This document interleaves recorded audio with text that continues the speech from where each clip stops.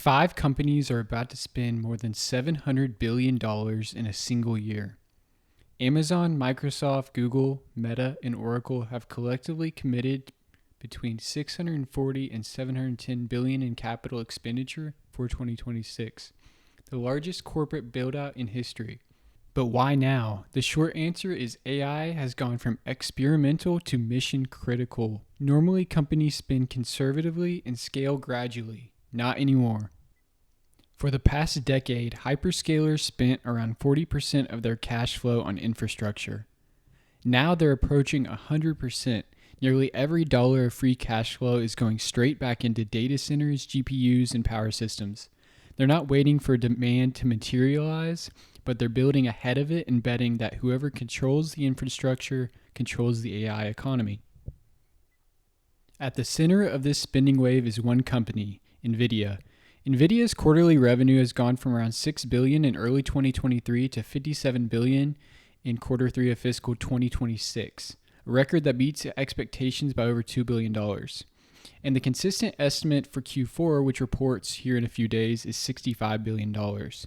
That represents roughly 66% year-over-year revenue growth. That is already the biggest company in the world.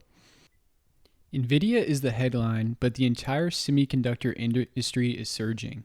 The global semiconductor market is approaching $1 trillion for the first time in history, and the World Semiconductor Trade Statistics Group forecasts $975 billion in 2026, which is up 26% year over year.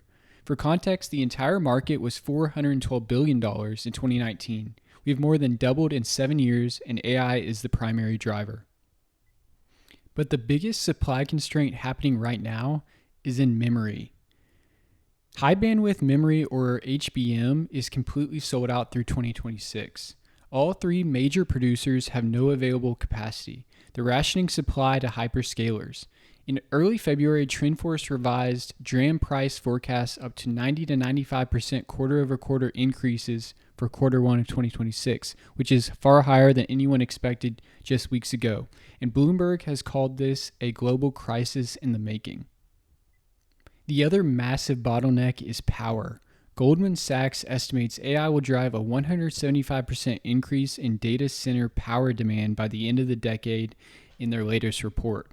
And it's creating a secondary investment theme around power infrastructure, cooling systems, and grid modernization. Companies like Vertiv, which makes data center cooling and power systems, saw Q4 organic orders grow of 252% and hit an all-time high stock price of $248 just recently this month. Looking at the big picture, Gartner forecasts worldwide AI spending will hit $2.52 trillion in 2026. The pink section, which is AI infrastructure, is about $1.3 trillion, representing over half of the total. And that includes data centers, compute, networking, storage, and power. The blue is AI software, green is services, and yellow is other hardware. Infrastructure is the dominant segment, and it's growing faster than the others. So how do you actually invest in this theme?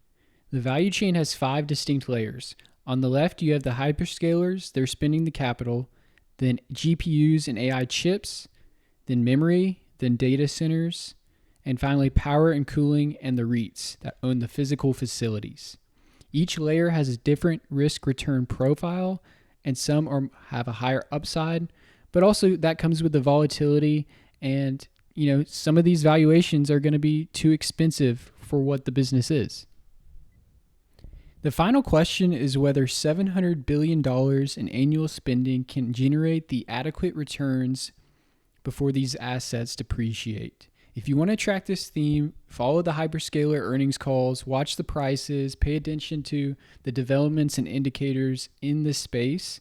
And if you like this video, make sure to like and subscribe, and I'll see you in the next one.